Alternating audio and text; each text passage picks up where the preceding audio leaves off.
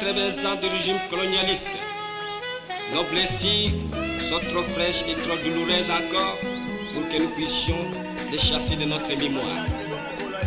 Lorsque Léopold II a entrepris la grande œuvre qui trouve aujourd'hui... De prime abord, nous tenons à présenter à toutes et à tous, Congolais de tous bords, un excellent anniversaire de l'indépendance, jour qui nous a permis de recouvrir notre souveraineté, et nous sommes fiers vraiment d'appartenir à ce beau et grand pays. 62 ans après, le bilan reste à la fois mitigé et rempli en tout cas de beaucoup d'aléas, mais cependant notons à notre actif beaucoup d'avancées significatives quant au regard de la stabilité des institutions actuellement que nous vivons, au regard de la situation socio-économique et la cartographie même qu'impose le pays aujourd'hui. Vous allez vous rendre compte que beaucoup d'accords ont été signés et nous avons presque été insérés dans beaucoup de plateformes, s'il faudra le dire, comme ça, SADC, ainsi de suite, chose qui nous permet actuellement de nous retrouver au devant de la scène politique nationale et voire internationale. Il faudra souligner que c'est en termes d'avancée ou en termes d'alliance que nous sommes en train de nouer, il y a de quoi se féliciter, mais cependant tout arrangement est toujours accompagné d'une forme, ne serait-ce que matérielle ou financière, qui doit en principe rectifier les tirs s'il faudra le dire. Nous prenons l'aspect judiciaire. Quelqu'un qui aujourd'hui est inculpé, pour recouvrir sa liberté, il faudrait qu'il dépense des amendes transactionnelles. La Belgique a manifesté cette bonne foi de pouvoir à la fois reconnaître les vices qu'ils ont eu à imposer à la population congolaise que nous représentons ici, mais aussi rendre officiellement la relique du premier ministre, permettez la tautologie. Mais cela n'est pas suffisant, parce que quand on dit réparer les dommages, on a juste rendu une relique, mais le dommage n'a pas été réparé. Et moi, je pense qu'on pouvait, à notre niveau, réclamer une certaine forme de compensation. C'est vrai qu'aujourd'hui, l'argent fait l'apanage de beaucoup de vices socio-culturels, mais cette contribution pécuniaire en termes de réparation de dommages pouvait se matérialiser soit par la coopération bilatérale entre les deux pays, par un échange peut-être de compétences, par un échange d'expertise.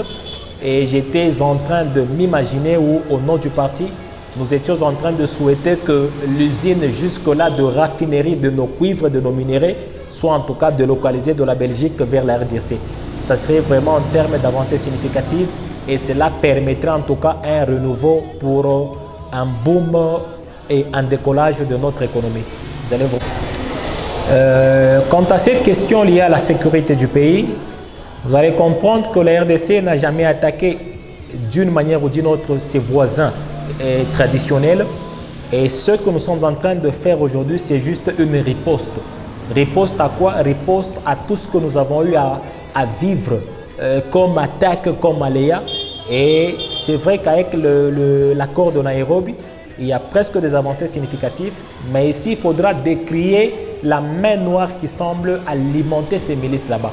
Parce que c'est presque aberrant de constater qu'une armée non régulière, avoir une munition, avoir des armes à pointe de la technologie, dépassant même l'armée régulière qui est nos FARDC. C'est là que vous comprendrez qu'il y a derrière cette milice là-bas des holdings, il y a des multinationales qui sont en train d'armer, s'il faudra le dire, ces milices, afin que ce pays soit déstabilisé. Et de cette déstabilisation, ils sont en train de profiter de nos minéraux. Aujourd'hui, le Rwanda, premier producteur mondial du coltan, vous allez vous rendre compte que sur le carré minier du Rwanda, il n'y a presque pas de présence minière en termes de coltan. Mais si vous essayez de vous imaginer, premier producteur mondial, n'ayant pas à son sein ces ressources-là, il y a de quoi comprendre qu'il y a une machinisation. C'est ainsi qu'il faudra rappeler ici à la population qui est en train de nous suivre qu'il est temps de nous prendre vraiment en charge.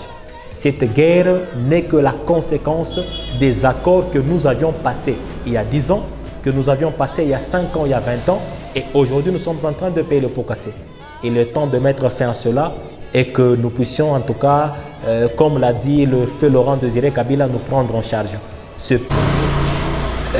62 ans, jour pour jour, depuis que la RDC, pays cher à Jean-Paul Tchiboula Ilunga, a accédé à son indépendance, laquelle nous a rendu d'une manière ou d'une autre une forme de libéralité, de libéralisme sur la gestion de la chose publique.